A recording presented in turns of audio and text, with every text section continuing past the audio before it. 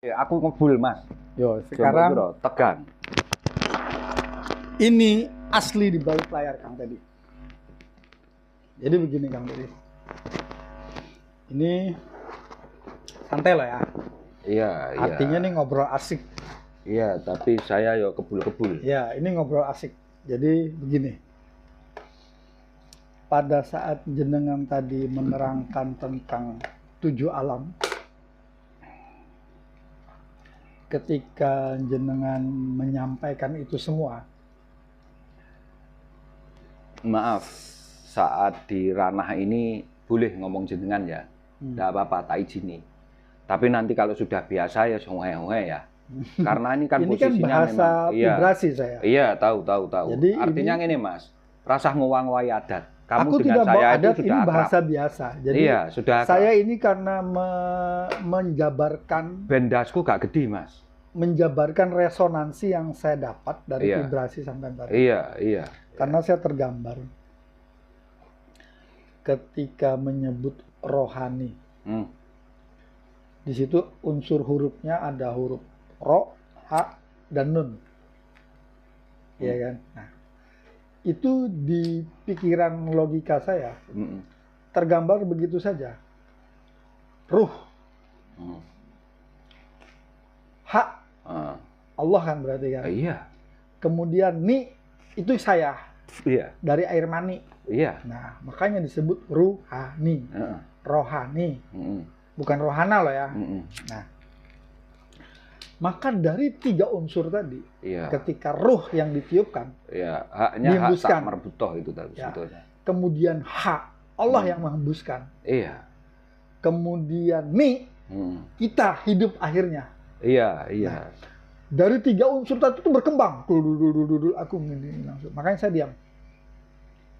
Tapi saya menjebarkan ketika rohani tadi sehingga jadi ni.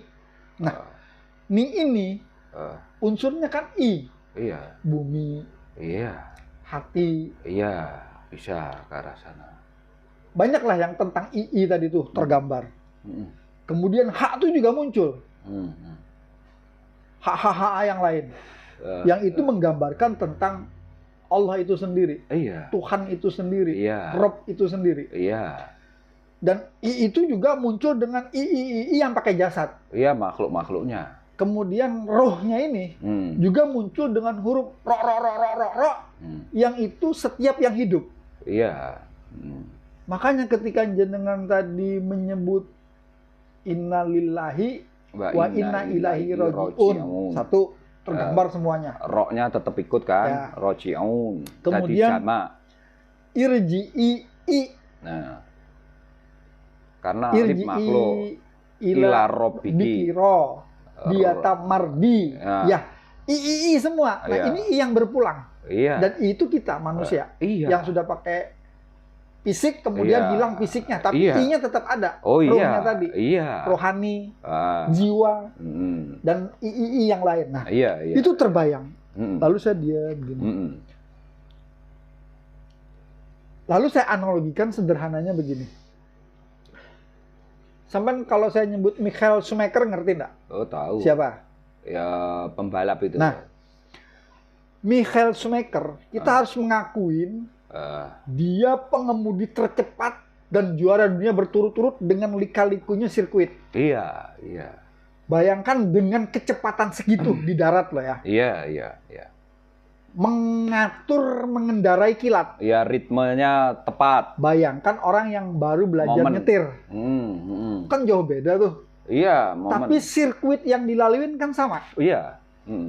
Bedanya, kalau yang baru, anggap aja 1 putaran butuh 1 jam.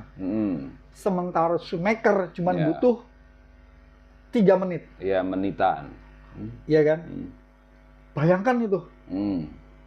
Artinya, orang yang paham betul, tahu betul sama Allah, ketika menyebut la ilaha illallah, dengan orang yang baru belajar la i,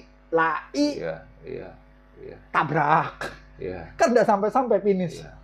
Sementara Schumacher, cus, ini baru 5 meter dia udah nyampe. Nah, Itulah bedanya orang yang mewujudkan la ilaha illallah ketika alien gen nanti. Iya. Yang pakai secepat kilat katanya. Ya itu Shoemaker. Iya. Dan yang baru belajar, gludul tabrak sana. Pas belokan jeludul tabrak sini kalau kita main game itu loh. Iya. Satu putaran aja 10 kali nabrak lebih kali kan. Iya. Bayangkan, ini sudah duduk-duduk minum-minum, juara-juara gini-gini. Ini masih berdarah-darah lagi menyelesaikan satu putaran. Iya. Nah, itulah bedanya. Orang yang mengucap la ilaha illallah tak selesai-selesai, tak sampai-sampai ke finish, dengan orang yang sampai ke finish. Iya. Kan ini yang tertinggi dan terendah saya bilang. Iya, iya. Yang terendah kan tidak sampai, tapi ada di dalam sirkuit. Iya. Sementara ini hanya sekian detik. Iya. Itu saya tadi seluruh bulu tuh berdiri. Ketika saya menyebut itu, ketika sampai menyampaikan itu, artinya yang saya mau sampaikan di sini adalah perbedaan orang yang berpulang nanti menyebut la ilaha illallah yang diruntut sama dengan nggak usah disebut dia sudah sampai. Iya. Baru ngomong udah nyampe. Iya. Ya itu seperti Shoemaker dan si Bahlul itu mau. Iya. Tuh menurut saya gimana tuh Kang? Analogi saya itu. Sangat benar. Karena makanya saya kan ngomong, sebetulnya bukan di lafadznya, tapi kamu memahami betul rangkaian kemusyahadaan itu sendiri. La ilaha illallah. Sampai nanti bisa innalillahi wa inna ilaihi rajiun itu sebetulnya. Dan nanti kalau jenengan teliti, mengapa Al-Ikhlas itu memang namanya Al-Ikhlas? Terus mengapa namanya Qul huwallahu ahad? Sampai ya sudahlah, saya kalau membaca itu betul-betul ke dalam gitu ndak bisa. Luruh saya sebetulnya.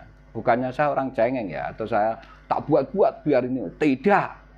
Saya itu gelut ya wani kok, gitu loh. Itu mental saya.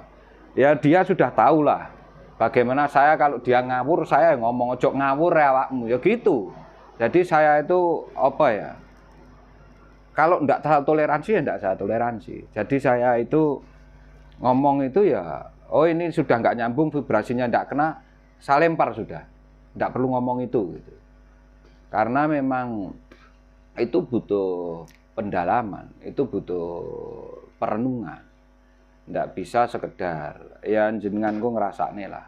Yang penting podcast saja terus lah. Kamu pasti akan, karena kamu dekat dengan saya langsung. Saat saya ngomong, saat apa, pasti kamu akan bisa membedakan antara orang yang menyebutkan lafadz BU atau itu di MP3 dengan orang yang memang betul-betul sudah kafah, itu akan beda. Karena dia tahu wa awalu wa akhiru, start finishnya ngerti, tapi juga ngerti wa dzohiru wa batinu. Makanya nyebut itu dohir dulu baru batin. Awal, akhir. Kan gitu sebetulnya. Karena kekafaan itu dari situ nanti bisa terangkai. Karena ndak bisa lah bos, nyuwun sewu pemirsa, ini kalau orang terus sekedar, aku tak belajar temenan, cobalah, diving belajar kamu baca. Tapi Allah, jangan berkecil hati. Allah itu disitulah kamu bisa tahu Bismillahirrahmanirrahim itu di situ. Hebatnya Allah di situ, sangat kasih sayang, sangat lemah lembut dengan kita. Sekalipun yang marah saya, itu saya murni. Tapi Allah tidak. Allah itu melihat apapun ya, gimana? Dia itu sumber. Kita tidak bisa ngomong apa-apa. Jadi kalau boleh ngomong, ya pasti ngomong loh, ada mulut kok.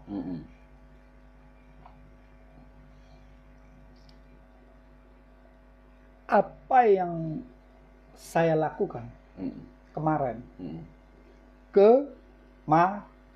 Iya. Kop, Iya. mim, Iya. ro, ada nunnya. Iya. Ini utak ate gatuk, tapi saya gatukan ke situ, saya gantungkan gitu ya, dari huruf-huruf itu tadi. Iya, boleh, monggo. Kop, mim, ro, nun. Iya. Itu perjalanan tuh. Iya. Perjalanan jiwa. Iya. Perjalanan rohani. Bedanya kalau jiwa besok Karena menyatu kan, jiwa itu kan sudah menyatu. Dengan rohnya Nah, menyatu. menyatu. Dan itu nanti kan kembali tuh. Ya otomatis. Nah, yang ditinggalkan rohnya. Kembali jadi unsur-unsur alam semesta.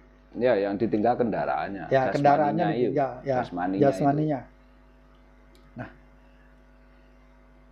maka di situ apa yang selama itu si dia ketahui tentang Quran, itu ilusi. Karena dia mendekatinya dengan sesuatu yang ilusi juga. Seperti tadi Kang Teddy bilang,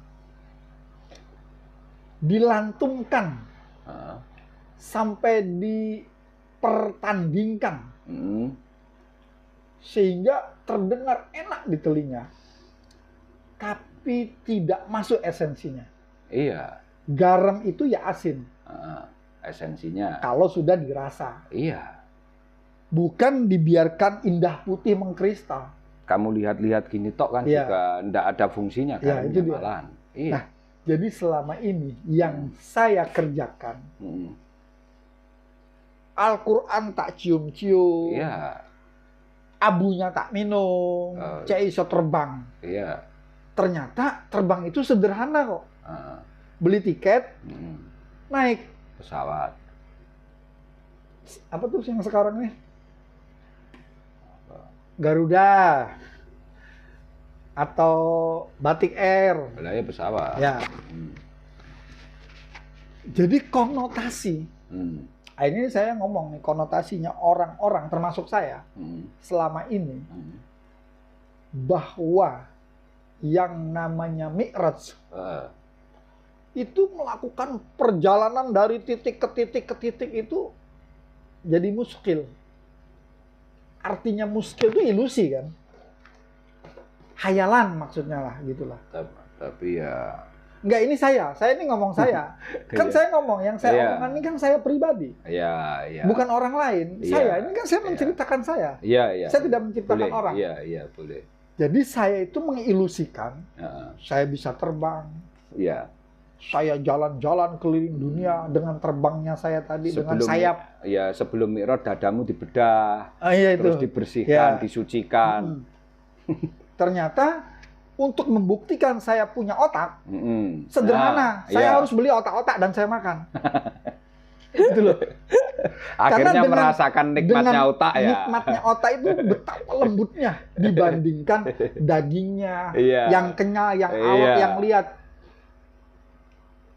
Puncak rasa ternyata di otak kan. Nah, paling enak di hewan itu dia. Puncak rasa di otak. Kalau kita masih pakai tepung, ditipu-tipu pakai ayam crispy, bumbu rasa. Enak otaknya langsung itu. Enak otaknya. Di samping lembut, memang rasanya luar biasa. Halus. Iya. Itu otak. Bener. Itu loh maksud saya. Saya itu memang nek maem, nek wis jenenge telur, benih. Telur ikan, telur apa, nikmatnya luar biasa. Lah bandingannya telur itu nanti di otak itu. Otak itu ya nikmatnya luar biasa. Halus, lembut dan punya puncak. Nggak ada serat. Kenikmatan yang sudahlah tidak bisa digambarkan. Karena ternyata otak itu kumpulan sari-sarinya makhluk. Iya, neuron-neuron di situ. Iyalah. Nah, hewan juga ada otaknya. Iya. Tapi kalau nyari otaknya lele, pernah nemu otaknya lele nggak? Pernah. Sekecil apa? Oh, sangat kecil. Kelenteng kecil lagi. Bayangkan dengan otaknya sapi. Makan, iya. Oh iyalah. Bayangkan yang sekelilingnya otaknya lele untuk sebesar otaknya sapi butuh berapa lele coba? Oh ya, kira-kira 1 juta lele pun masih besar otaknya sapi. Bayangkan orang kalau disebut otak lele sama otak sapi. Ya jauh mas. Enak mana? Ya enak otak sapi mas. Pinter kan lo sampean Kang. Karena otak sapi bakoroh kok. Lah aku wis al bakoroh mas. Aku tuh bakoroh mana sampean ki lucu. Jadi ndak bisa. Jadi besok ndang tuku otak-otak. Ngono lho Kang. Ini di balik layar aja kita nih.